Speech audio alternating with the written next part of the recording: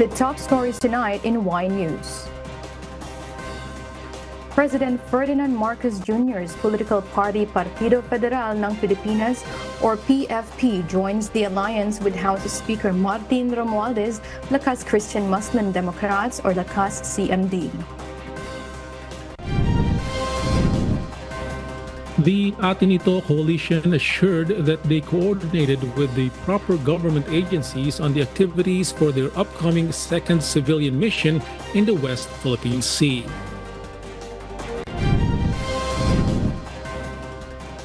The camp of religious group leader Apollo Quiboloy relinquishes ownership of several firearms following the Philippine National Police's decision to revoke his license to own and possess firearms.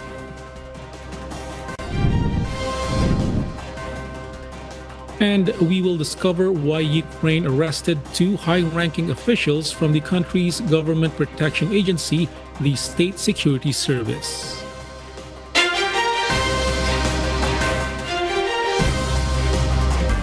Good evening, Philippines and the world. Today is Wednesday, the 8th of May, 2024. Join us in the next hour as we deliver today's top stories around the Philippines and in other parts of the world. I am Maven Carrizo. We are also seen in 1,935 satellite monitoring centers nationwide and via live streaming worldwide through the UNTV News and Rescue social media channels. I am Joselito Liquido.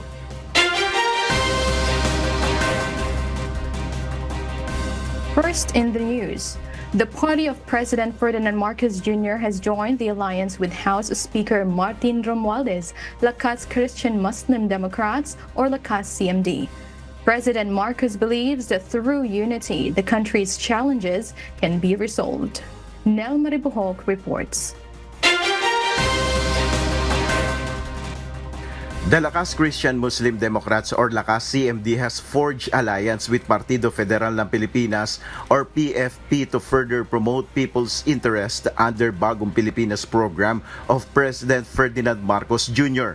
Speaking during the alliance signing, President Marcos said his government is doing transformative governance, but still combating hunger remains a major challenge for the Marcos administration.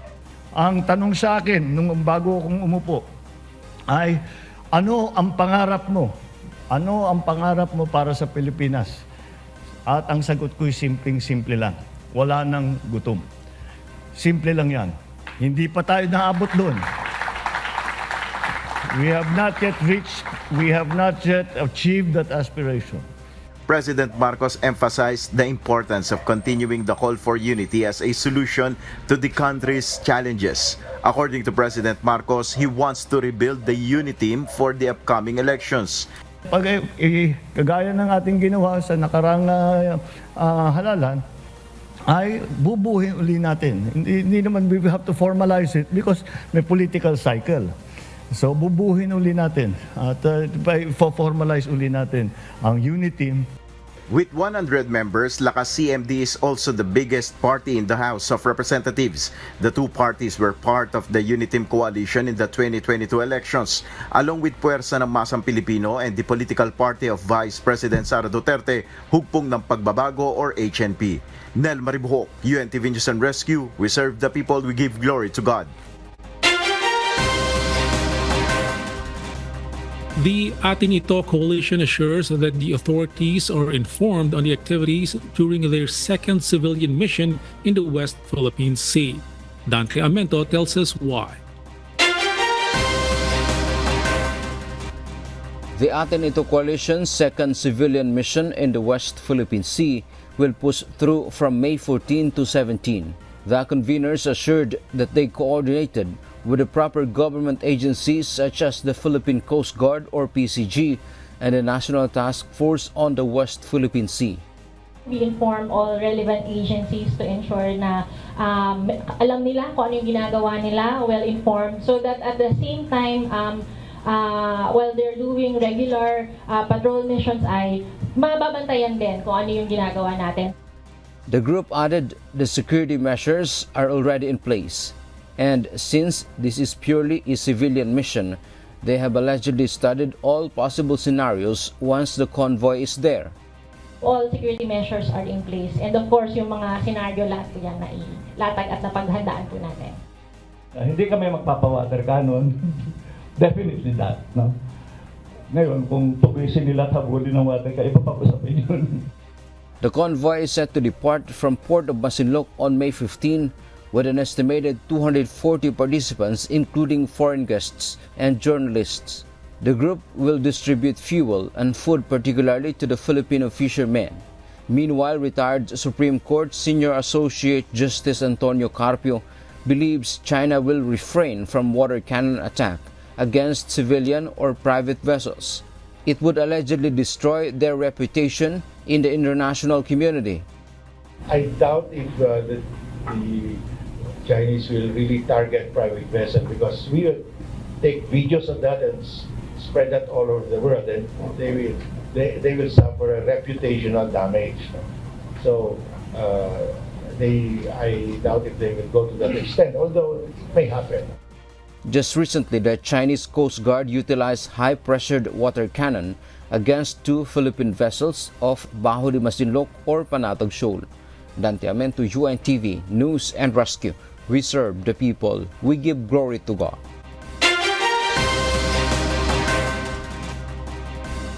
The Armed Forces of the Philippines confirmed today, May 8, that Vice Admiral Alberto Carlo of the Western Command, or Wescom, has taken a personal leave amid the issue on the new alleged model agreement between the Philippines and China.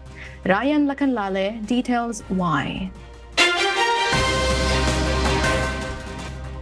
Since May 3, the commander of the Armed Forces of the Philippines, or AFP Wescom or Western Command, has been on leave, as announced by the organization today, May 8.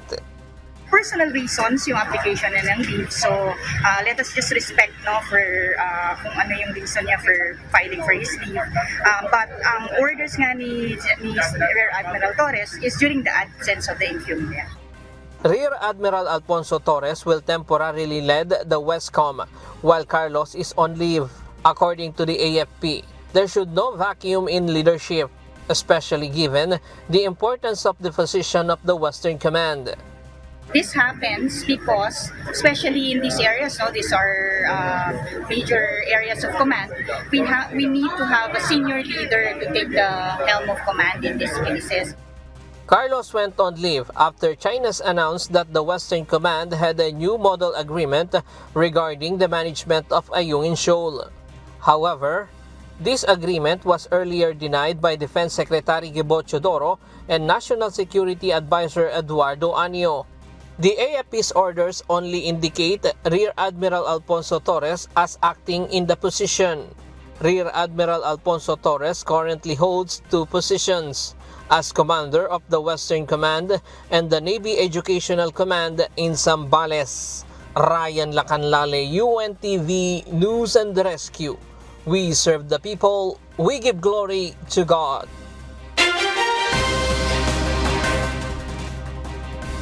Labor groups appealed to the House Committee on Labor Employment to vote on the proposed wage increase for the private and public sectors in the country. This came after several hearings by the House panel regarding the legislated wage hike. Rosalie Cos will tell us why. After 3 hearings, labor groups are pleading with the House Committee on Labor and Employment to make a decision regarding the proposed bills to increase the wages of Filipino workers in the private and public sectors. The proposed legislated wage hike introduced in the House of Representatives ranges from 150 to 750 pesos per day. Meanwhile, in the Senate, a 100 peso increase to the minimum wage has already been approved. And we move for early resolution of the House Committee on Labor of all the pending bills. Bilisan na po natin, nahahabol na po tayo ng inflation. Nung dating mga hearing, wala pang 3.8% inflation. Ngayon, nahabol na tayo ng 3.8. Susunod, hindi na yan 3.8. Nag-uusapan pa rin natin ang kakaparinggot na 150 na sweldo. Later on, magiging outdated na po yan. Alam niyo po, lahat kasi nang narinig ko dito ay narinig na namin sa Senado eh. The same people na nagsalita dito ay nagsalita na rin sa Senado eh. If the Senate has already decided on this matter. However, the House Committee on Labor and Employment insisted that additional data from stakeholders is still needed regarding the proposed wage increases. It is also not certain whether the committee will be able to make a decision on this next week. We are not yet complete with data, we are still requesting data from our resource speakers. This is a committee hearing and this is a forum for an exchange of ideas. This is not a forum for political lobbying. We're here to decide based on the data provided by our resource speakers. Yes, we are evidence-based and data-driven, and we are tripartite. So we would like to hear the arguments from the labor, from the employers, and from the government. Meanwhile, the group of employers warned about the effects of a wage hike. A wage increase of 100, 150, up to 750 pesos will not be a problem for the big corporations. However, we are emphasizing the informal sector and the micro, small, and medium enterprises, which accounts for 99.5% of registered businesses. The higher labor costs due to a significant wage hike would strain the financial resources of MSMEs, who are in a hand-to-mouth existence. This was refuted by the labor groups. Even if we combine the total annual pay of our over 4 million minimum wage earners, based on our country's highest daily minimum wage of 610 pesos in NCR, it would only be 1/5 of the wealth of the richest 50 Filipinos, totaling a whopping 4 trillion pesos. Meanwhile, the National Wages and Productivity Commission held a meeting last Monday to discuss their course of action following President Ferdinand Marcos Jr.'s directive to review the minimum wage rates across the country. Rosa Licoz, UNTV News and Rescue. We serve the people, we give glory to God.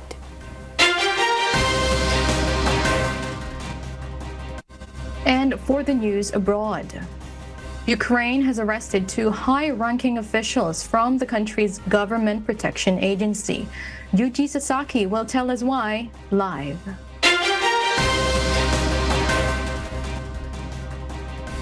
Yes, Sir Yuji, good evening. Good evening, Maven.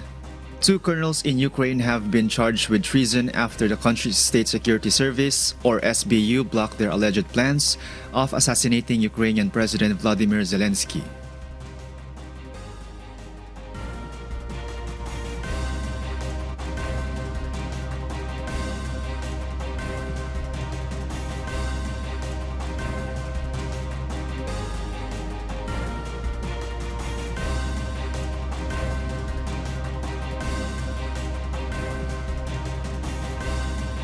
Drones and ammunition from Russia's State Security Service, which were intended to cause an explosion.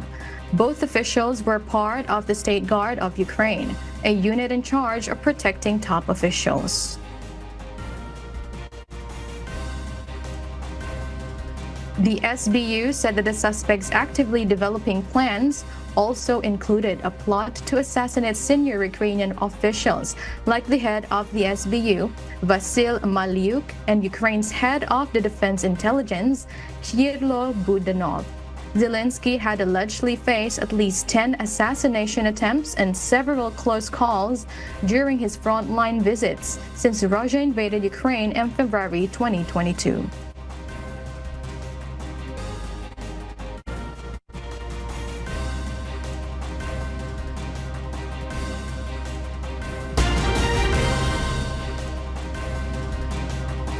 A British government minister confirmed on Tuesday, May 7, that the United Kingdom's Ministry of Defense has been targeted with a large-scale cyber attack.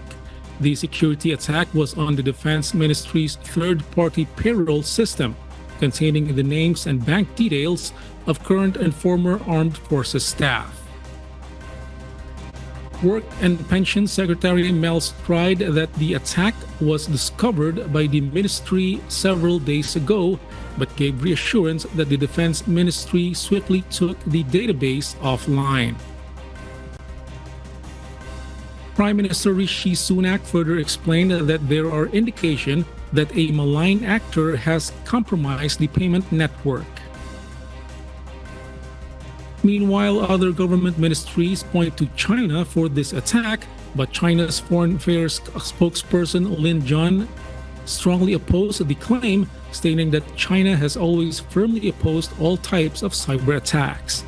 The two countries have been previously sparring over hacking issues, resulting in strained ties and affecting Britain's effort to strike a balance between addressing security threats posed by China and enhancing engagement in other areas including trade, investment, and climate change. We'll share more global stories with you later.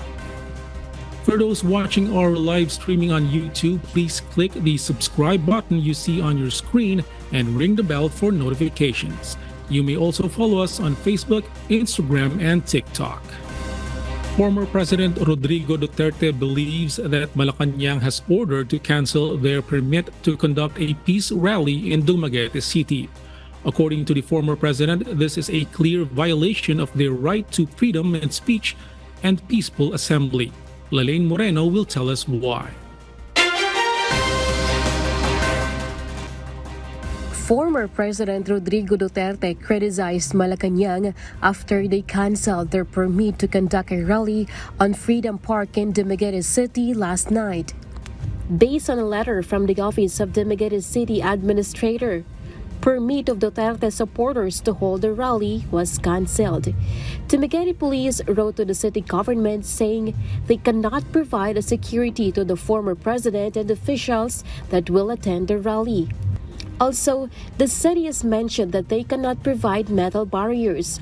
From the statement, the provincial government of Negros Oriental, Freedom Park shall be closed for maintenance and rehabilitation. Heavy equipment like tractor and dump truck will also be placed on the park. What is ironic, what is incongruous nito, nakakatawa, nakakagalit, nadaanan ko yung Freedom Park. Yun sana ang gusto namin. Pagpunta kami rito, naghingi kami ng permit, binigyan kami. But nung araw na dating kami, binawi yung permit at sinirahan yung Freedom Park. Following the administration, galing ito ng Malacañang. Despite the permit cancellation, the rally was pushed in Quezon Park instead, with former president believing that Malacañang was behind the decision of the local government. Duterte added that this is a clear violation of their right to freedom of speech and peaceful assembly and expression. He emphasized that there was no endorsement of candidates in the activity, but rather campaigning the right of people based on the Constitution. Hindi mo akong pigilan because that could be censorship.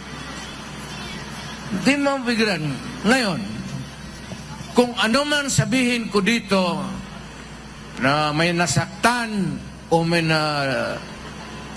masalita ako labag sa batas, sedition, or inciting people to commit sedition, then idemanda ako. This is the second time that the permit of Maisog Rally was cancelled since their first activity in Bostos, Bulacan last April 28. Lalaine Moreno, UNTV News and Rescue. We serve the people, we give glory to God.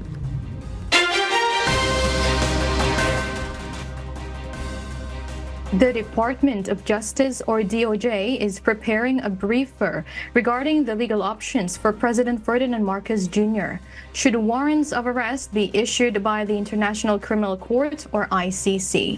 DOJ spokesperson Miko Clavano disclosed that the briefer would be an objective analysis over the advantages and disadvantages of each legal option. However, Clavano has clarified they have no information over former Senator Antonio Trillanes' revelation that the arrest warrants against the former president and other individuals will be out next month. In response to the allegations made by former Senator Antonio Trillanes IV regarding high-ranking police officials' involvement in an ouster plot against President Ferdinand Marcos Jr., Department of Interior and Local Government Secretary Ben-Hur Abalos has dismissed them as purely hearsay. Abalos emphasized that he sees no necessity for conducting an investigation into these claims. Alam mo naman na mga chismis na it's not a credible threat at all, no? It's not a credible threat. Talagang as far as we are concerned, binabaliwala po namin. Backing Abalos' stance, Philippine National Police Chief Police General Romel Francisco Marbil asserted that they do not monitor any credible threats against the Marcos administration. Operators of unconsolidated jeepneys in Pasig City have announced that they will not cease operation even if the government starts apprehending colorum vehicles. JP Nunez will tell us why. Even if the Land Transportation Franchising and Regulatory Board or LTFRB warns that after May 15 the government will apprehend unconsolidated public utility vehicles, some jeepney drivers are firm to their principle that they will still ply their routes. Aba, tuloy-tuloy kami sa hanap buhay. Alam nga naman tumigil kami eh. Hindi naman pwedeng tumigil kumain pamilya namin. Di huliin nila kami. In a terminal in Pasig City with route from Pasig to Taguig, of 85 jeepney units, none of them enter the franchise consolidation. Bakit nyo kami pinipilit papasukin sa kooperatiba at pautangin ng unit na hindi naman namin kayang bayaran? At ang unang-una pa, once na umutang ang kooperatiba, wala sa pangalan ko o wala sa pangalan ng driver o operator ang mga unit na inuutang. Wala silang karapatan para i-impound yung sasakyan ko sapagkat wala silang karapatan para isuspindi i-revoke ang aming prangkisa. As to date, they have not received show-cause order from the LTFRB, which the agency promised to send to operators until May 15 as part of the Public Service Act. To some passengers, they expect trouble to get a ride once unconsolidated jeepneys will be apprehended. Mahirapan sigurado sa pag-uwi at pagpasok trabaho. Kumbaga dito, doon medyo matagal kasi nagpupuno, pero sigurado naman makakasakay ka kaysa makipag-agawang ka. Mahihirapan po, tsaka siguro sa pera po. Mas mahal po kasi pamasahe pag walang jeep. The LTFRB said they have reached 80% consolidation rate after the deadline, and no transport crisis will happen even if the government pushes for the public transportation modernization program. JP Nunez, UNTV, News and Rescue. We serve the people, we give glory to God. National Statistician Undersecretary Dennis Mapa presented the country's unemployment rate in March this year at 3.9%, down from 4.7% in the March last year. Mapa said at a conference on Wednesday, May 8, that the number of unemployed Filipinos fell to 2 million this month from 2.42 million in March 2023. Moreover, the employment rate in March 2024 was 96.1%, up from 95.3% in March of the previous year. Underemployed individuals or those who express their desire to work more hours in their current job, have another job or start a new employment with more hours fell to 5.39 million in March from 5.44 million the previous year. Undersecretary Mapa attributed job losses in agriculture to the peak of the El Niño phenomenon, which severely affected farmers. The Department of Labor and Employment, or DOLE, has clarified that the circulating Facebook post, which offers scholarship under Tulong Panghanapbuhay sa Ating Disadvantaged, Displaced Workers, or TUPAD, is not true. The agency stated that the TUPAD program is not a scholarship program, but an employment program. It is known that the said posts are offering financial assistance to students, but they have to sign up on an online application first. On the Facebook account of a Philippine Scholarship, it says students will receive cash assistance amounting to 7,000 to 8,000 pesos. DOLE warned the public not to believe the information provided on the said online posts. DOLE Secretary Bienvenido Leguesma said that there is a proper application process for the government's TUPAD program, and he emphasized that these are not done online. Wala pong ganitong klaseng advertisement ang Department of Labor and Employment. Secondly, ang TUPAD po, which is tulong panghanap buhay para sa disadvantaged at displaced workers, ay hindi po scholarship program. Ito po ay temporary employment assistance. At ito po ay pinagtatrabahuhan. Hindi po ito dole out. Hindi ito dole out. Hindi pinamimigay na walang ginagawa. At may proseso bago ka maging benepisyaryo ng TUPAD. Nakakalagay po yan sa guideline.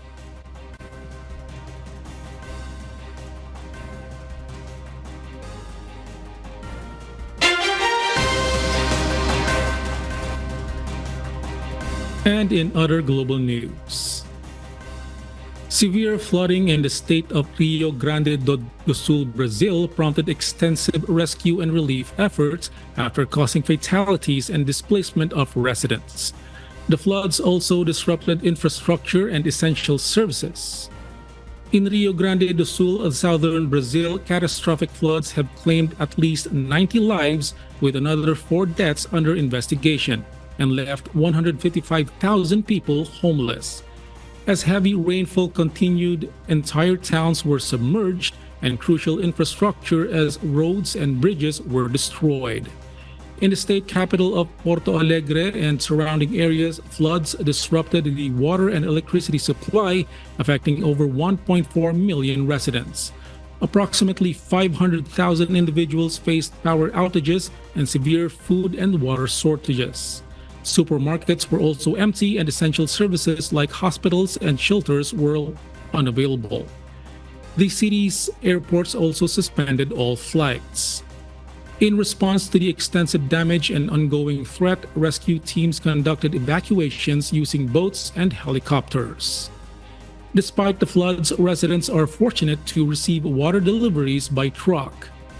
The region's weather has been affected by a mix of El Niño-induced heat waves and cold front from Antarctica and increased humidity from the Atlantic. Experts link these conditions to global warming, which intensifies weather unpredictability. The aftermath of the floods was also impacted the economy with disruptions in agriculture and the supply chain, particularly affecting soy and rice production. The government has pledged federal aids and plans to import rice to stabilize the market.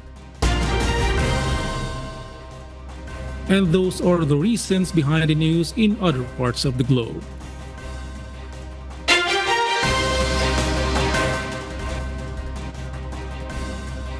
The camp of religious group leader Apollo Quiboloy has relinquished ownership of several firearms.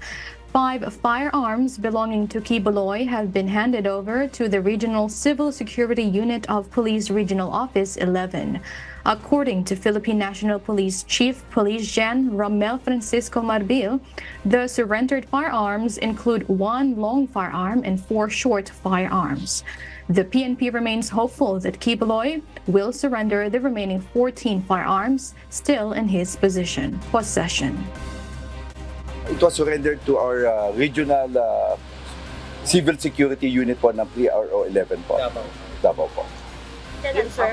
This morning po, implemented po yung ng notice po natin to surrender firearms, and they gave it po ng umaga po. In-expect po natin, talagang we need to get all the firearms, and we will dapat si Pastor Caboy will also surrender. Meron tayong batas pinatutupad.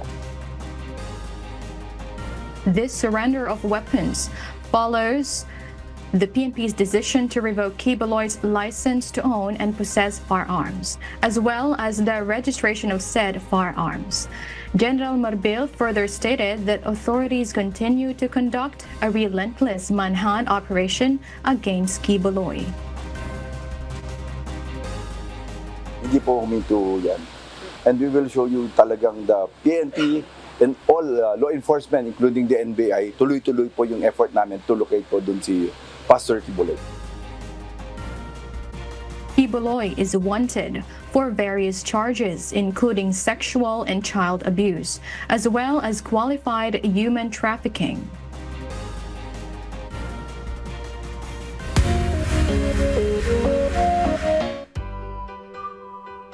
In the picturesque landscape of La Trinidad, Benguet, where lush strawberries flourish, another gem is poised to take center stage: coffee. The 7th iteration of the Coffee Festival in this bountiful region is not merely an event, it's a heartfelt tribute to the dedicated coffee growers whose unwavering commitment nurtures the beans we cherish. JP Nunez tells us why. Councilor Belmes Ellis of the Committee on Tourism in La Trinidad, the engagement with coffee shop owners has allowed enthusiasts to savor the distinct flavors of Benguet's own Barako, as well as those from coffee grown in Sagada or Kalinga. This 7th Coffee Festival, we have an innovation, no? It is our marketing strategy, our promotion on our, not only our farmers, but also the coffee shop, no? Kasi during our meeting, our suggestion and our decision is to merge.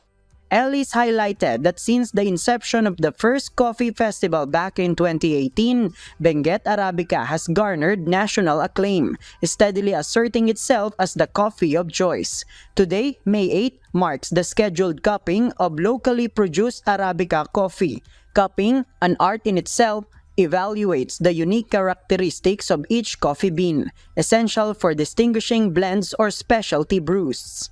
For those eager to indulge, unlimited coffee awaits at the municipal park, though attendees are kindly requested to bring their own cups. The festivities aren't limited to sipping and savoring. Competitions in coffee roasting, sorting, and even drinking, as well as showcases like coffee-inspired cakes and canvas coffee art paintings, are all part of the lineup. Entrepreneurs showcasing coffee arts and crafts, processing skills, and other talents, whether food-related or not, have enthusiastically joined in. This festival isn't just a local affair. It's an opportunity for Manila-based entrepreneurs to partner with private coffee farmers, establishing mutually beneficial relationships that support both ends of the coffee chain. Kasi marami tayong from other countries na nag-a-ask pero hindi pa natin kayang ibibigay yung tons na hinihiling nila. Kaya ang dreams namin, kaya sabi namin magtanim someday.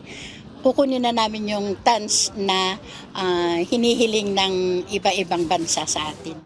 In La Trinidad alone, boasting the largest number of coffee growers at 785. The statistics from the Municipal Agriculture Office are staggering. Over 47,000 non-bearing coffee trees and 85,000 fruit-bearing ones sprawl across 43 hectares, yielding approximately 78 metric tons of coffee beans annually. The industry is vibrant, with everybody so enthusiastic about coming up with good coffees, no? Especially that a lot of coffee shops are already establishing within La Trinidad. Coffee isn't just a beverage in the Cordillera region. It's a cultural staple commonly served during occasions and community affairs, often paired with boiled sweet potatoes or taro. With its yearly theme of brewing unity through coffee, the festival not only celebrates a beloved drink but also fosters a sense of community and shared appreciation for the labor and love that goes into every cup. JP Nunez, UNTV, News and Rescue. We serve the people, we give glory to God.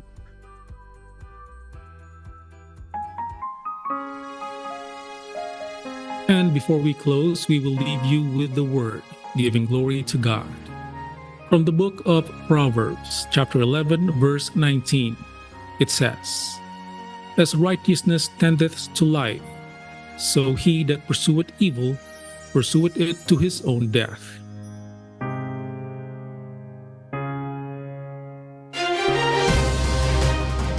And those are the reasons behind the news, May 8, 2024. Reasons we deliver to you as they unfold.